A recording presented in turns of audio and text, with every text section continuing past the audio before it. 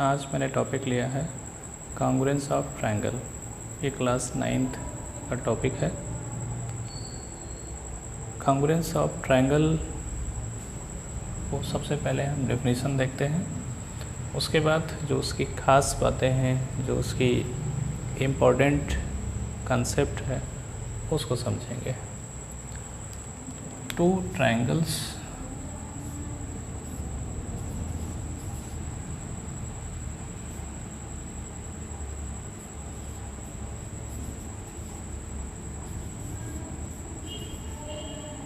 are said to be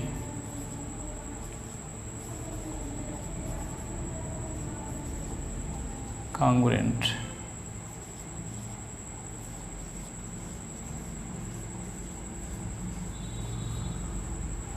Two triangles are said to be congruent if they have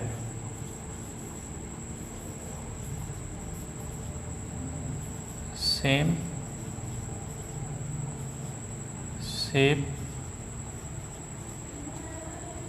and size।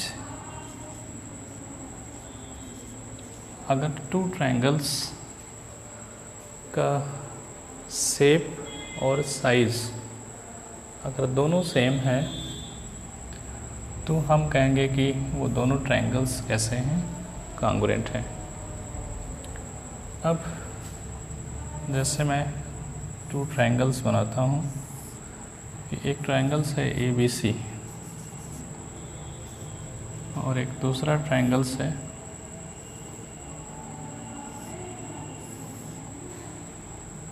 DEF। ये triangles है।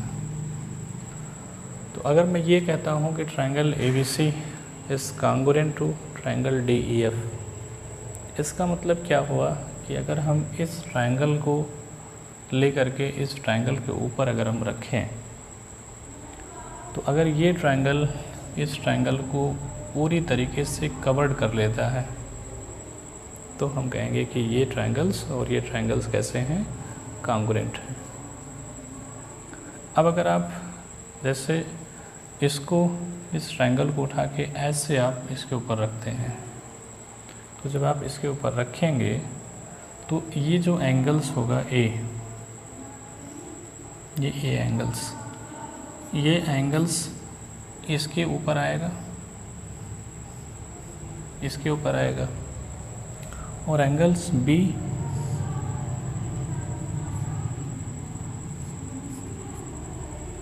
Angle E के ऊपर आएगा। मतलब कि एंगल A एंगल D को कवर्ड करेगा, एंगल B एंगल E को कवर्ड करेगा, और एंगल C एंगल F को कवर्ड करेगा।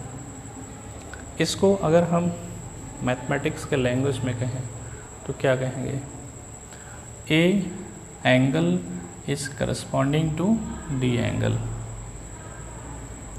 Angle B is corresponding to angle E, angle C is corresponding to angle F। मैंने क्या कहा है स्टार्टिंग में? मैंने ये कहा है कि triangle ABC is congruent to triangle DEF। यहाँ पे जो आपको नोटिस करना है वो यही नोटिस करना है कि angle A is corresponding to angle D।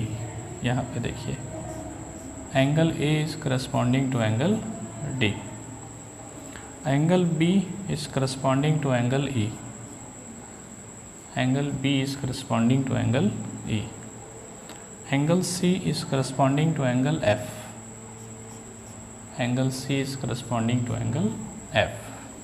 इसको कैसे लिखेंगे?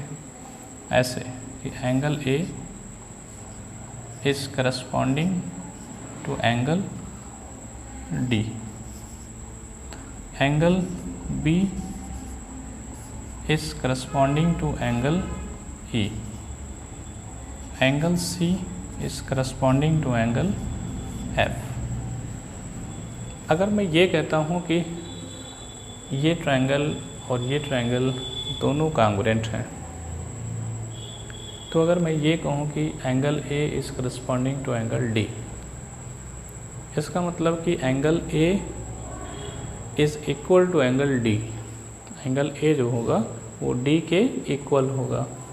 Angle B is equal to angle E. Angle C is equal to angle F. यहाँ पे एक और नोटिस करने की इम्पोर्टेंट है कि साइड्स भी करस्पॉन्डिंग होते हैं। जैसे A B is corresponding to D E. यहाँ पे देखिए A B is corresponding to D E. A B side is corresponding to D E side. मतलब कि ए बी डी ई के इक्वल होगा।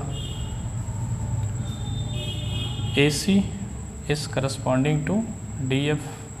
ये देखिए A C is corresponding to D F. A C is corresponding to D F. और B C is corresponding to E F. B C is corresponding to EF, BC, EF। मतलब AB equal to DE, क्योंकि ये इसके corresponding है। अगर मैं ये कहता हूँ कि AB is corresponding to DE, तो इसका मतलब होता है कि अगर कांग्रुएंट है तो AB DE के इक्वल होगा, AC DF के इक्वल होगा, BC EF के इक्वल होगा। तो यहाँ पे करस्पॉन्डिंग वर्ड्स जो है ये बहुत इम्पॉर्टेंट होता है कांग्रुएंस ऑफ ट्रायंगल में।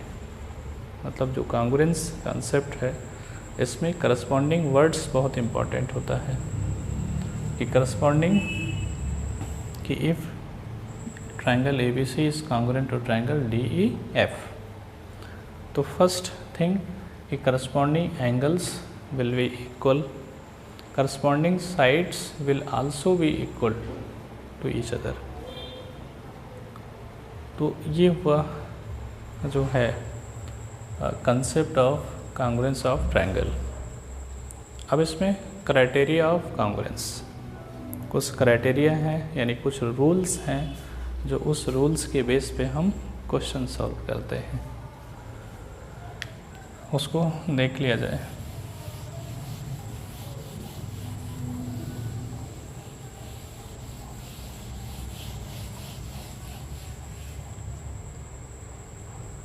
Criteria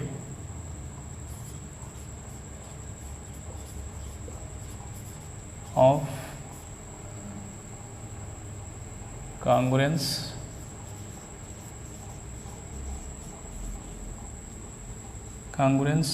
of triangles।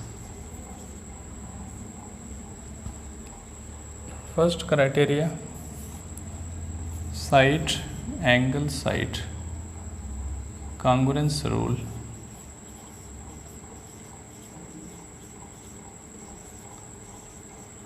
बहुत आसान है, जैसे ये लिखा है side angle side.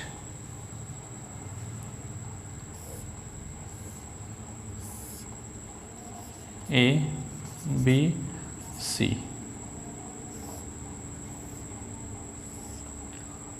D E F। अब इसमें साइड ये लिखा हुआ है, इसमें हम सपोज कर लेते हैं कि AB इक्वल टू DE है, मतलब ये साइड इसके इक्वल है। और ये सपोज करते हैं कि angle A is equal to angle D, angle A is equal to angle D। और सेकंड के बाद third condition DF equal to AC, यानी AC is equal to DF, AC equal to DF। अब यहाँ पे जो आपको ध्यान देना है कि AB is equal to DE, AC equal to DF। तो इन दोनों साइड के बीच का एंगल ए है, यहाँ पर भी इन दोनों साइड के बीच का एंगल डी है, ये इक्वल होना चाहिए। अगर ये इंक्लूडेड एंगल इक्वल नहीं है, इसको इंक्लूडेड एंगल कहते हैं। अगर इंक्लूडेड एंगल इक्वल नहीं है तो ट्रायंगल्स कांग्रुएंट नहीं होगा।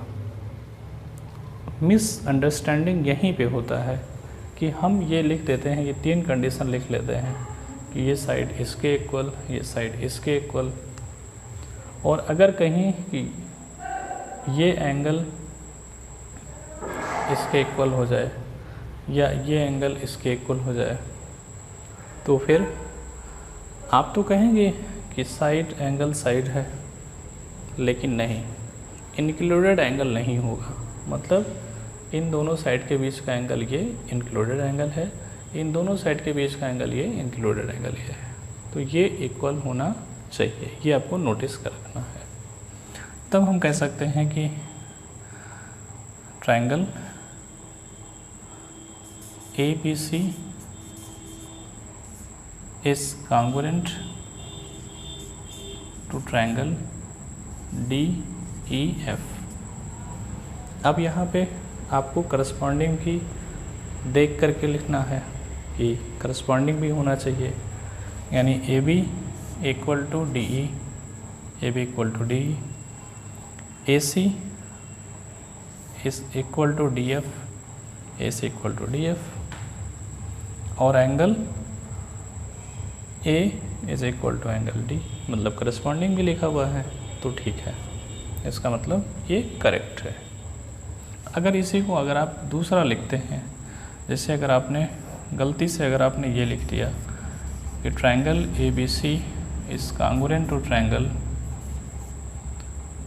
EDF कर दिया आपने, तो फिर ये क्या होगा, is not correct, not correct, ये करेक्ट नहीं है। क्यों नहीं करेक्ट है? क्योंकि इसमें करस्पॉन्डिंग नहीं है। करस्पॉन्डिंग जैसे आप यहाँ पे देखिए AC,